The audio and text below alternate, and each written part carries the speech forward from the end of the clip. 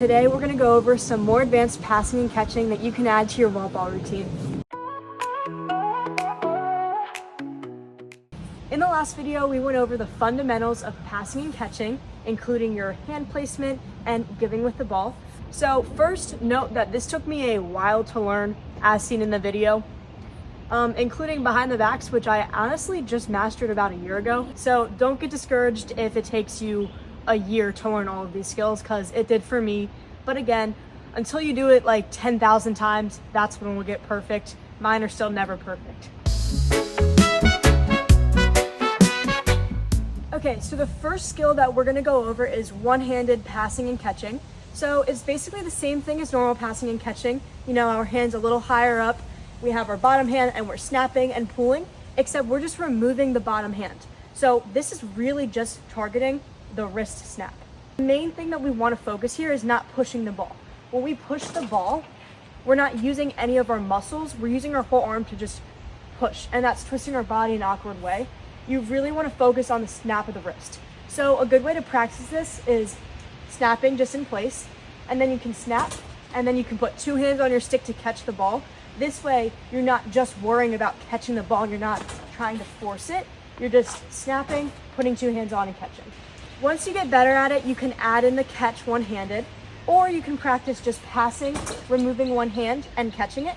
And finally, you want to master your one-hand cradle in between each pass. So you're gonna pass, catch, and cradle. So in normal cradling, we know that the bottom hand is not really used that much. It's just a guide for the hand. So you can just practice this one-hand cradling. I like to practice it with a tennis ball. It makes it a lot harder. Next is offsides passing. For offsides passing, you need to master the pull to the offsides. So what I like to do is I like to pull it, and then I pull it out and back.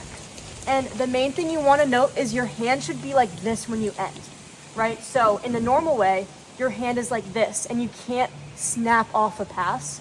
So either pull and change your top hand to be like this, or try to pull, and then you're gonna pull out and in. So it's a flip, right? Flip.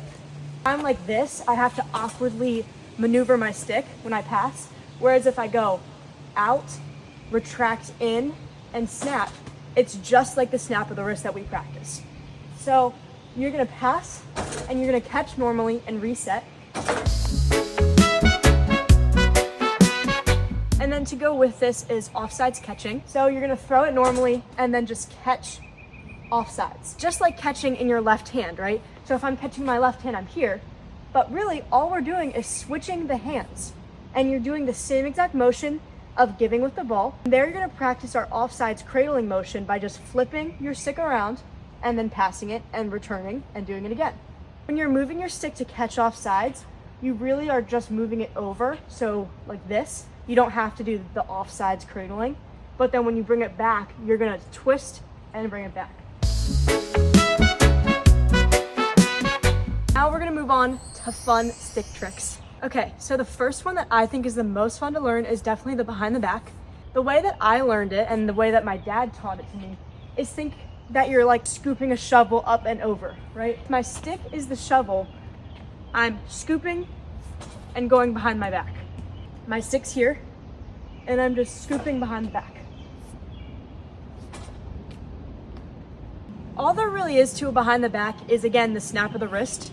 So when you're going back, you're like, well, how do I get the ball out if I'm just going like that? Because see how the ball literally flies? That's the one mistake that took me about 2 years to figure out, is that it's not both of the hands that are doing the motion. All it is that your bottom hand's staying here and your top hand is doing a scooping motion.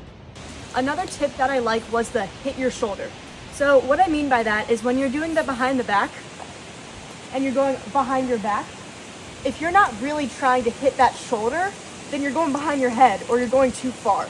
So by saying that, that means you're hitting your shoulder here. However, if you're snapping your wrist, you should not be hitting your shoulder. So for the longest time, like I said, I wasn't. So I was just pushing it. But when you snap your wrist, you don't come even close to your shoulder, so you won't get bruised up. Another fun skill is the shovel pass. So this pass is similar to the Twizzler I showed you when you flip your stick and pass. However, this one is just a pull to your side and then you're gonna flick. You're using more of your bottom hand to kind of guide the stick here, but you're still using your top hand to direct the pass. So this is a good one to practice when you're cradling, going from normal cradle to bring down. And after that, you can even progress to doing the Twizzler, which is a pull, and then you're flipping your stick towards the opposite direction. So I'm flipping it out, and then I can pass it in, right? So I'm here, I'm flipping out, and then I'm passing in.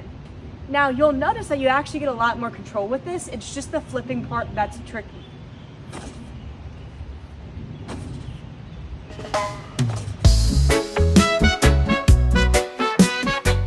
Now we're gonna do some super duper fun cradling, girls. Yay!